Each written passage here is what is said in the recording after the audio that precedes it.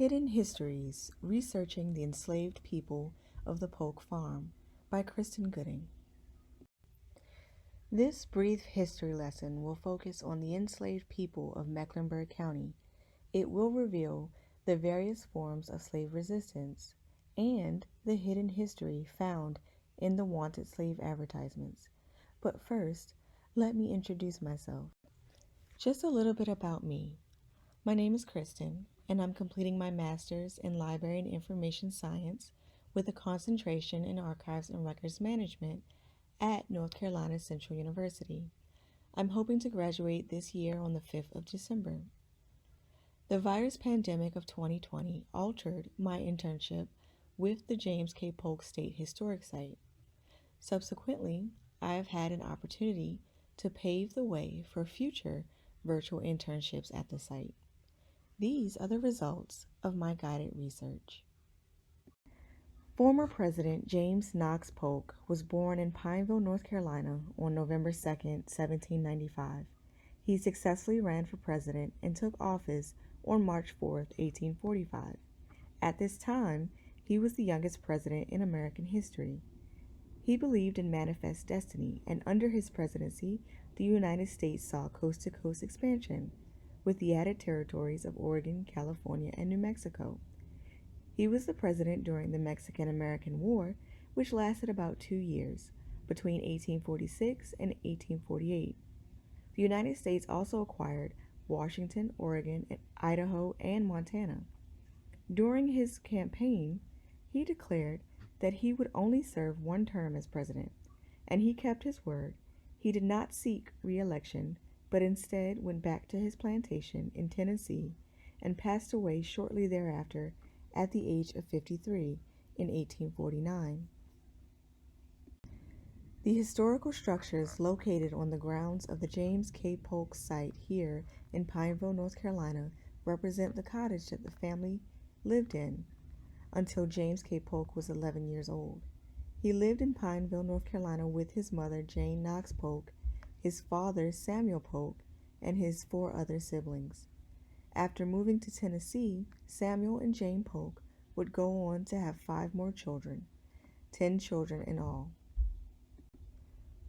The Polk family owned 2 female slaves in North Carolina, Violet and Lucy. James Knox, Jane's father, left her the slaves in his will. A copy of that will is shown here. James K. Polk owned a plantation in both Tennessee and Mississippi, where he owned several slaves. Here is a list of those known slaves by name. The book, by William Dunsmuir, examines the duality of James K. Polk as a president and a slave owner in the 19th century, and the contradiction that presented in both his political and personal life. The institution of slavery was met with opposition on a daily basis by the enslaved people. This resistance was carried out in more subtle ways, like breaking tools, feigning illness to get out of a day's labor, staging slowdowns to decrease daily production, committing arson to the crops and plantation home, and destroying the property in general.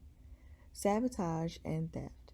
Typically, food and clothes were stolen because daily rations just weren't enough. Enslaved people also used song and dance as a form of mental and emotional escape, in addition to physically running away. It was common to hear slaves in the field singing.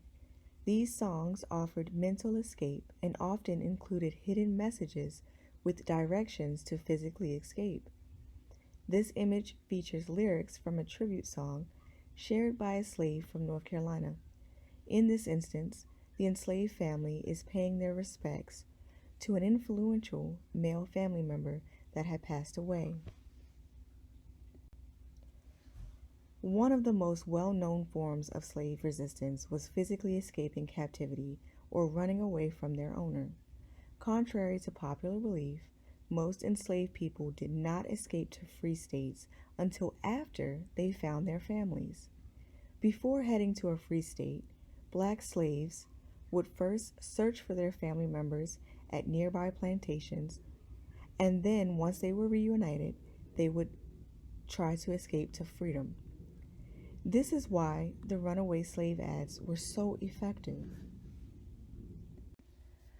Runaway slave ads, which were featured in the local newspapers and posted in various areas around town, would include details about the runaway slaves, including their intentions, so where they were headed and why, and information about their skin complexion, bodily scars, dialect, character traits, and even what they were wearing when they were last seen. The University of North Carolina at Greensboro, in collaboration with North Carolina A&T and the State Library of North Carolina, has an online database of more than 5,000 materials related to runaway slave ads. The featured advertisement here is an example of a male and female slave named Henry and Sarah. They were attempting to reach Maryland after escaping their owner, Mr. William Lucky. Mr. Lucky, referred to as the subscriber in this ad, lives near Charlotte, Mecklenburg County, and he described Henry as a large man with a wart on his nose, thick lips, with large whiskers, and the female was said to be about 30 years old, with a scar under her eye and straight made. This means that her body type was not very curvy. Mr. Lucky described her skin to be yellow in complexion, and during this time, a slave's skin color determined whether they were to receive specialized training or be able to acquire additional skills. This single advertisement offers a glimpse into the past and reveals what was a once common problem in the 18th and 19th centuries, and that problem was poor record keeping.